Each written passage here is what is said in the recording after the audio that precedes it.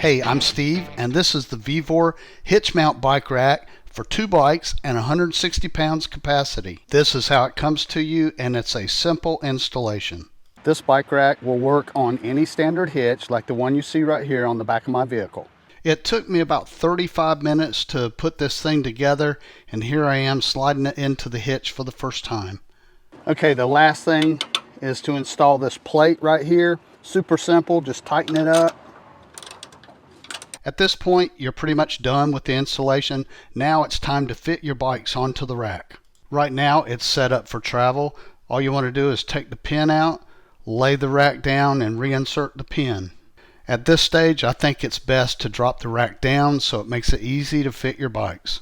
Today I'm going to adjust this VEVOR bike rack to fit my electric fat tire bike. I'm going to pull my e-bike up, and I'm going to use these knobs to adjust the tire placement, and that's literally all you have to do. There's nothing fancy or complicated about adjusting the tire racks. Just pull your bike up, eyeball it, and adjust it accordingly. Remove the frame hooks before you put your bike on the rack. I'm going to show you a trick how anybody can load a heavy bike way easier. And the trick is put the front tire on first, okay? You're only going to lift half the weight. So I'm going to pick it up, drop it in that front one. I only lifted half the weight, okay? Now what I'm going to do is I'm going to grab the back, and I'm going to set that into the tire rack.